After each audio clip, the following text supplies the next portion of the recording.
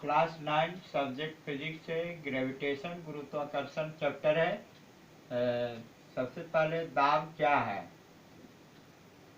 दाब क्या है? दाब की परिभाषा इस प्रकार बताई जा सकती है कि प्रति इकाई क्षेत्रफल पर लगने वाले प्रणोद को दाब कहते हैं। प्रणोद क्या कहते हैं? प्रणोद किसे कहते हैं?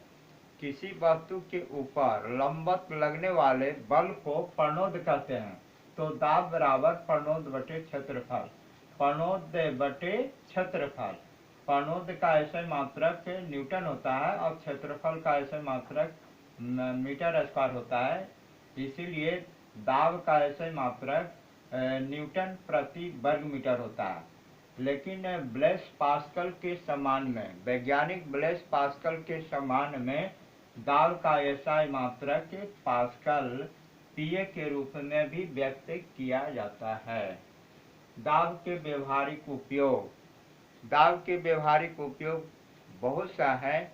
जैसे हम लोग कैंची से किसी कपड़े को अगर काटते हैं तो कैंची की धार अगर तेज होती है, कैंची का धार अगर तेज होता है तो वो कैंची पर कम बल लगाने पर आसानी से कपड़े कट जाते हैं। तो ऐसा दाब के कारण होता है। जैसे हम लोग स्कूल छात्र जो है स्कूल बैग को कंधे में लटकाते हैं तो बैग की जो पट्टी होती है वह चौड़ी होती है और चौड़ी रहने के कारण उसका क्षेत्रफल अधिक रखता है और बैग में किताब कॉपी अधिक रख देने के बाद उसका जो दाब नीचे की ओर लगता है। तो पट्टी जो बैग का है उसका क्षेत्रफल अधिक रहने पर दाब कम लगता है। इसीलिए आसानी से बैग को ढोकर घर से विद्यालय ले जाते हैं और विद्यालय से घर पर लाते हैं। तो ये दाब के व्यवहारिक उपयोग है। इसके बाद है आर्किमिडीज के सिद्धांत लिखे। आर्किमिडीज एक वैज्ञानिक है, यूनान का रहने वाला था और उन्होंने जल में प्लवन करते हुए स्वयं पाया और उन्होंने एक सिद्धांत दिया जिसे आर्किमिडीज के सिद्धांत कहते हैं। आर्किमिडीज का सिद्धांत कहते हैं तो किसी भी द्रव में कोई वस्तु पूर्णतः या संतः डुबाया जाता है तो उसके भार में प्रत्यक्ष कमी होती है।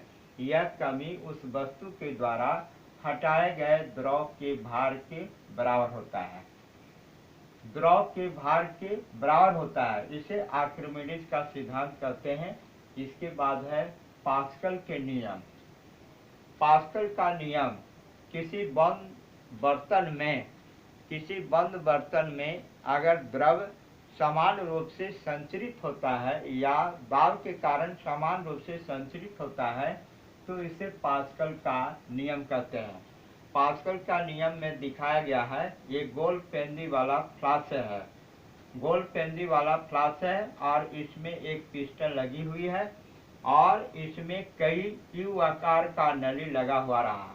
यू आकार की नली लगी हुई है जिसमें मोड़ से ऊपर थोड़ा पारा इसमें भरा हुआ है और ये गोल पेंदी के फ्लास्क में द्रव पूर्णतः भर दिया जाता है, माने जल इसमें पूर्णतः भर दिया जाता है और पिस्टन से इसमें नीचे की ओर दबाव लगाया जाता है। तो देखा जाता है कि यू आकार की नली में समान रूप से पारा ऊपर की ओर चढ़ता है। इसे यह पता लगता है या इसे पता चलता है किसी बंद बर्तन में अगर ऊपर से दाब डाला जाता है तो समान रूप से चारों तरफ बर्तन के चारों ओर समान रूप से ये दाब संचरित होती है। इस नियम को पास्कल के नियम साबित होता है। इसके बाद है आर्किमिडीज के सिद्धांत को सिद्ध करने के लिए। आर्किमिडीज के सिद्धांत को सिद्ध करने के लिए एक खोखला बेलन और एक ठोस बेलन लिया जाता है। ये खोखला बेलन है और एक ठोस बेलन है। तो एक स्प्रिंगदार तुला के हुक में खोखला बेलन को लटका दिया जाता है। खोखले बेलन के हुक में एक ठोस बेलन को लटका दिया जाता है और बाएं पल्ले पर बाट रख करके तुला की डंडी को संतुलित कर लिया जाता है। अब एक बीकर लेते हैं और बीकर में जल आधा से अधिक जल डाल देते हैं और ठोस बेलन को बीकर में रखे पानी में डुबाया जाता है। तो डुबाने से जो पानी जो टोटी के द्वारा बाहर आता है एक बीकर में जमा हो जाता है, तब तुला की डंडी असंतुलित हो जाती है। लेकिन दूसरे बीकर में जो पानी जमा है, इस पानी को खोखले बेलन में अगर डाल देते हैं तो तुला की डंडी पुनः संतुलित हो जाता है। इससे यह पता चलता है कि किसी वस्तु को अगर द्रव में डुबाया जाता है तो उसके भार में आभासी कमी होती है और यह कमी द्रव के द्वारा हटाए गए ठोस के भार के बराबर होता है। इसे आर्किमिडीज के सिद्धांत का सत्यापन हो जाता है।